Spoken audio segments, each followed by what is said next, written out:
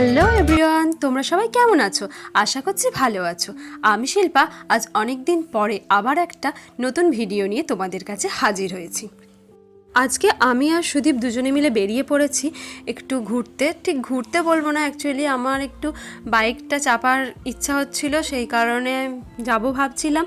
আর কিছু ফুল গাছেরও দরকার ছিল, ফুল গাছ বসাবো বলে। সেই কারণে ভাবলাম যে বেরোচ্ছি যখন, তাহলে আমরা চলে যাই বাগনানের দিকে, আর ওইখান থেকে ফুল গাছগুলোও কেনা হবে। তাই আমরা এখন যাচ্ছি ফুল গাছ কিনতে। এদিকে আমারও বাইক চালানোটা হয়ে যাবে আর ফুল গাছও কেনা হয়ে যাবে। আমাদের ওইখানে আমতাতে অনেক গাছ পাওয়া যায়, আমতার বাজারেতে বিক্রি হয়, এবং খোড়পের দিকেও একটা নার্সারি রয়েছে। তবে এইখানে অনেক নার্সারি রয়েছে, যার জন্য আমরা এদিকটাই এলাম, এসে অনেকগুলো নার্সারি ঘুরে ঘুরে দেখে কিনতে পারবো বলে।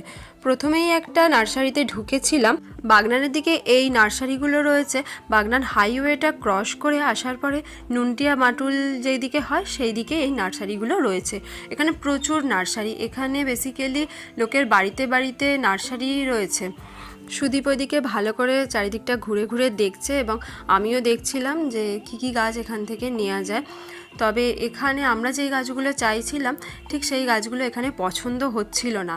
তো এখানে একমাত্র এই চন্দ্রমল্লিকাগুলোই পছন্দ হয়েছিল, তাই এখান থেকে আমরা চন্দ্রমল্লিকাগুলো নিয়ে আরও অন্য জায়গায় চলে গেলাম। এই রাস্তাটা দিয়ে আমরা এখন যাচ্ছি আরও একটি নার্সারিতে। তো দেখি ওখানে গিয়ে যে পাই কিনা। এখানেও পেলাম না, তাই অন্য আরেকটি জায়গায় যাচ্ছি। অনেকেই অনেক জায়গা বলছে যে এখানে যাও ওখানে যাও।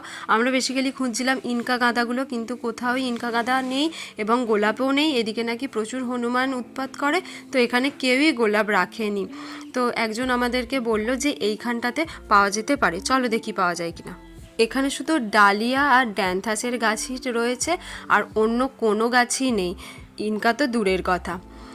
তো অনেকজন অনেক ঠিকানা দেওয়ার পর অবশেষে আমরা এখানে এসেছি। এটা হচ্ছে মেজদার বাগান নামে পরিচিত। এখানে প্রচুর ধরনের গাছ রয়েছে, আর ইনকা গাঁদারও অনেক অনেক গাছ রয়েছে।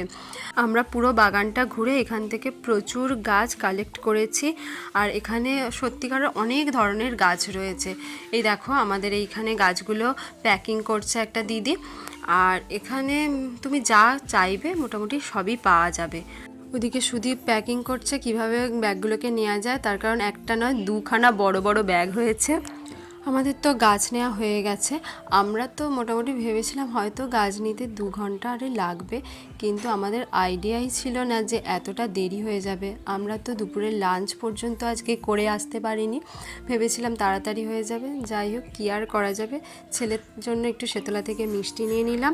আর এদিকে দেখো মোটামুটি সন্ধেও হয়ে আসছে। মোটামুটি আমরা বাড়ির কাছাকাছিও প্রায় চলেই এসেছি। আজকের মতো ভিডিওটা এখানেই শেষ করলাম।